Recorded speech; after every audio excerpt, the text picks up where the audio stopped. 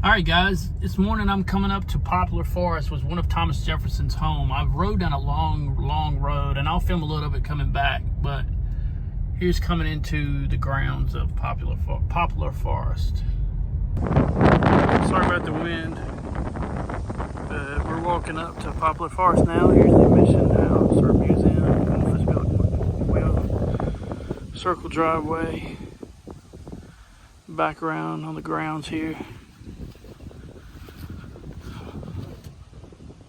And most of her 12 children were living with him, and they were constantly set upon by invited and uninvited visitors. Martha Randolph remembered having as many as 50 overnight guests. Experience has proved to me that my place is considered as among the curiosities of the neighborhood.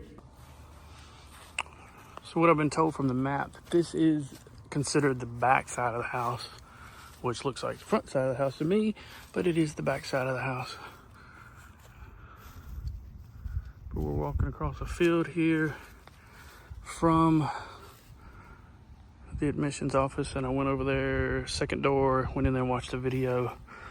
Tells a little bit about the house. I don't know why he made it, how he made it. Some of the enslaved people that were here were some master carpenters who helped him also build Monticello. So right now we're coming across here. Looks like they've had an event here today or yesterday, and maybe a concert or something, not sure. But we're coming up here to the back side of Poplar Forest, retreat home of Thomas Jefferson here in Forest, Virginia, right outside of Lynchburg. So this is the front of the home, and this would have been the carriage driveway that would come up to the house. Beautiful.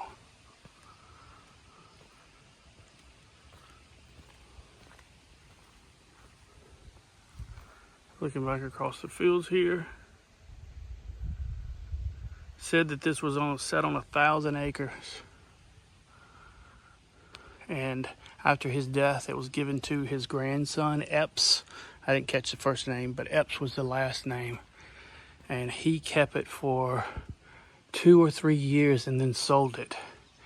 And it was a private home until the 1980s, and then the nonprofit organization of Poplar Forest bought it and restored it to its original likeness and made it a museum.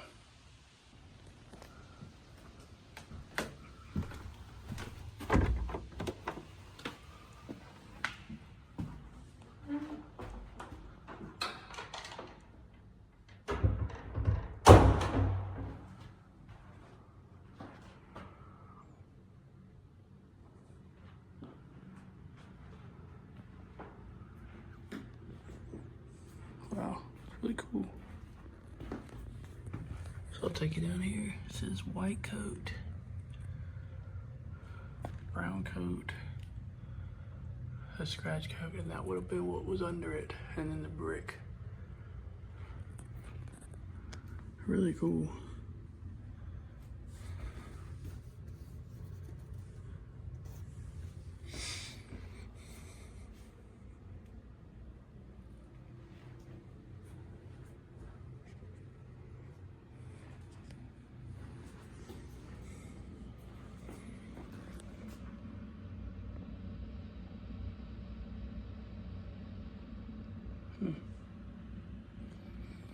This is what happened to the house. 1806, Jefferson began building the house. 1809 to 1823, Jefferson used the house for a year-round retreat.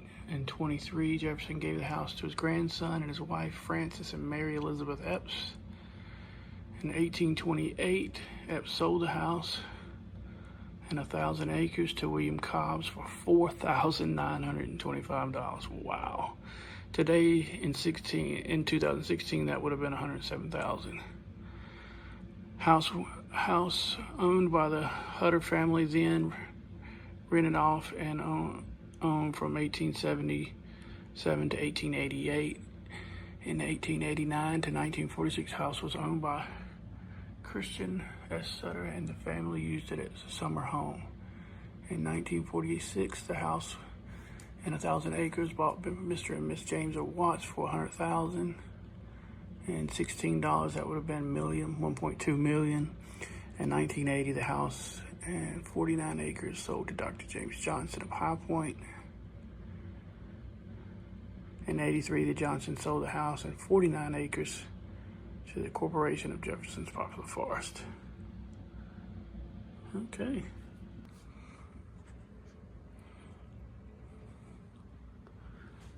So that was the entrance there. We just came into this room, coming through this archway here.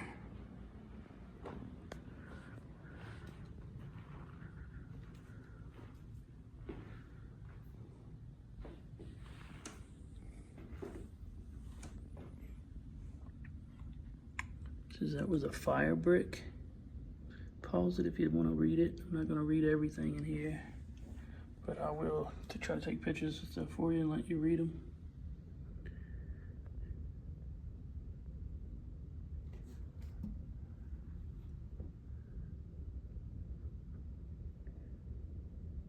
Original marble hearthstone.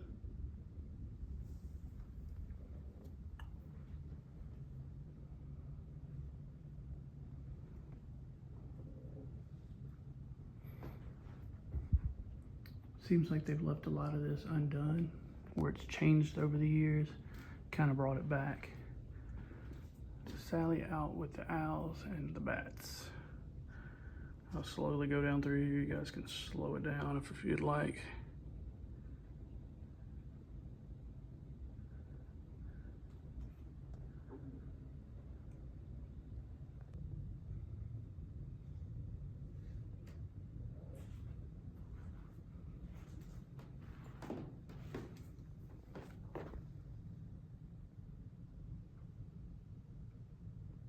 This fireplace was reopened. Top fire brick, back pin. So these were the pins.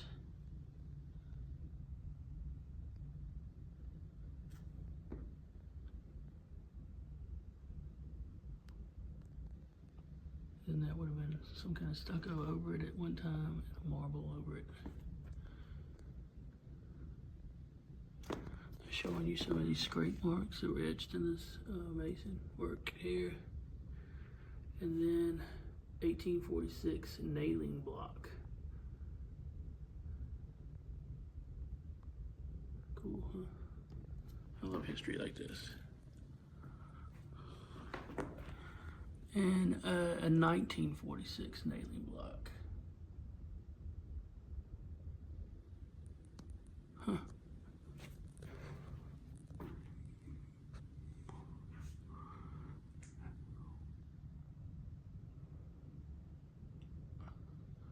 Ceiling joint pocket up here. Back into the roof there.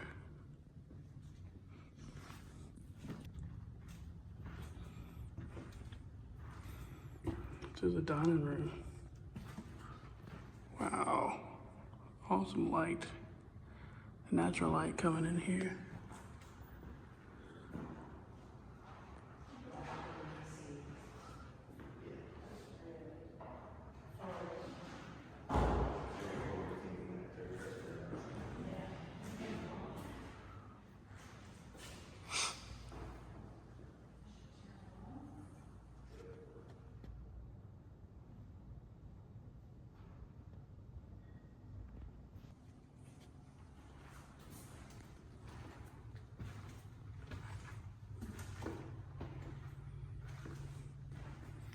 I guess this would have been a bedroom, maybe. The octagon style bedroom. Really cool. There's another sitting room up front.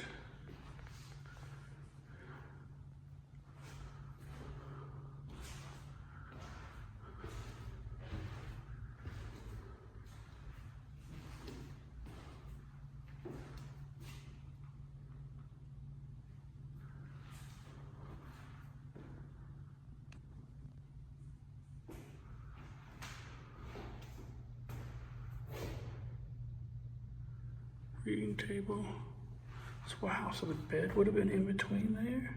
That's odd, but okay.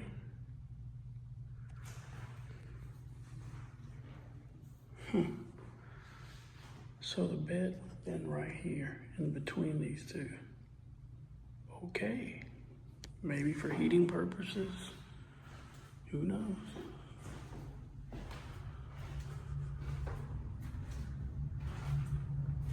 I can't go downstairs here. But we can look, can't we?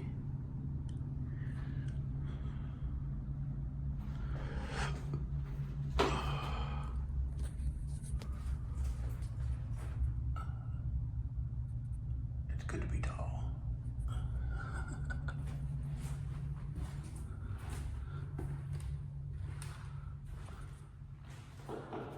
So big, but maybe not too big. We'll go back out and go through that main dining room, go back to that back room.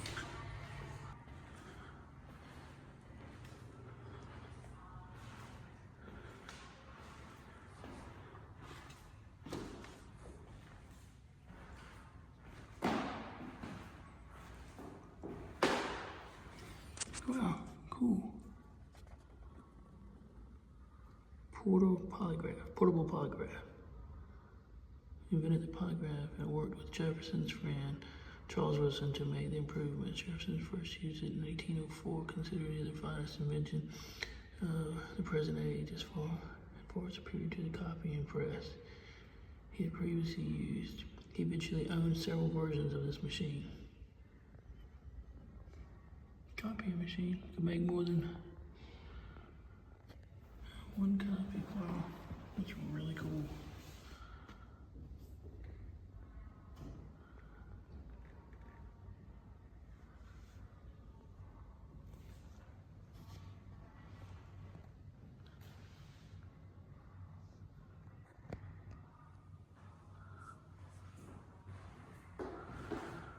See, they got the original style glass that they had. It always had that bevelly look. Can you see it kind of? Because it's different there. Looks back out and across the fields. I think they may be setting up for 4th of July and the event has not happened yet. That's my guess. Maybe it's tonight. Who knows? Maybe it's tomorrow, I don't know. Because this is close to the 4th, so maybe they're setting up for it.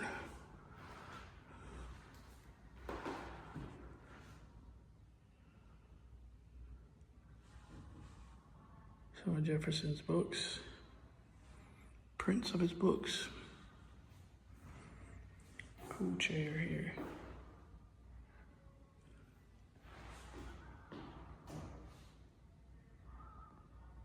Really cool out here. Don't know that we're not supposed to go out of here or not.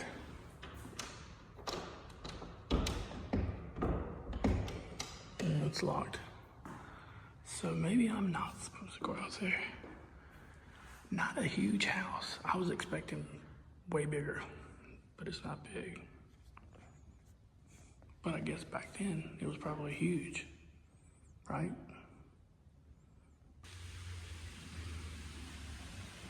So we're coming back out of the same entrance we went into. And this is the carriage circle here. So we're coming around. If you're looking up at the house, would have been the left side of the house. Look at these. I don't know what those little holes for. Maybe air, drainage maybe. So come up on top side of the house here. Look back across the field in the front.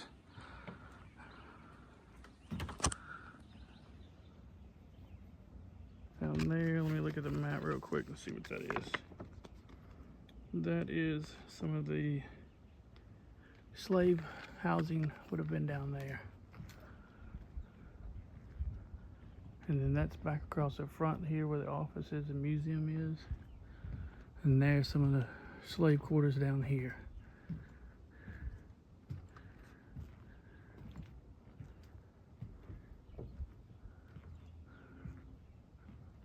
Really cool. the barns. Let's see, let me look out the side here on the map.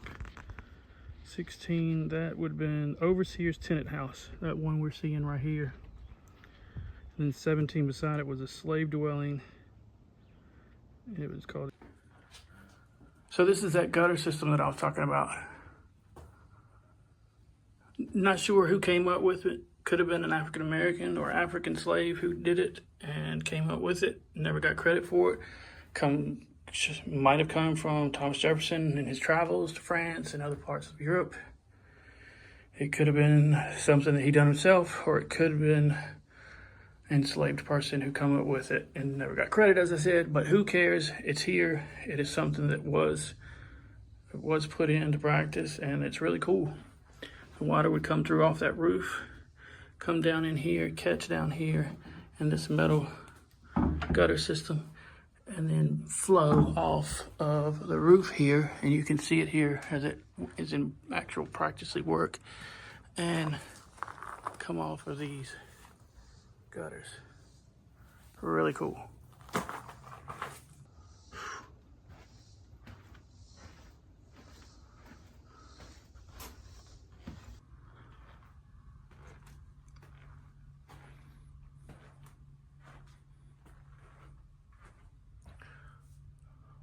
Burwell Colbert, Jefferson's enslaved butler. Mr. Jefferson had the most perfect confidence in him. Monticello overseer, Edmund Bacon. Burwell Colbert served as Thomas Jefferson's slave butler and valet. He most likely would have slept here in the lower level, just below Jefferson's bedchamber, prepared to answer the call of his owner, while Jefferson mused at the poplar forest.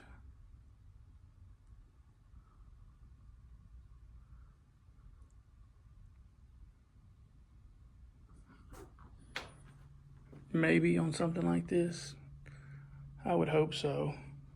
As much dedication that he probably had to put in towards this man, I would hope that they gave him something nice. We can only hope.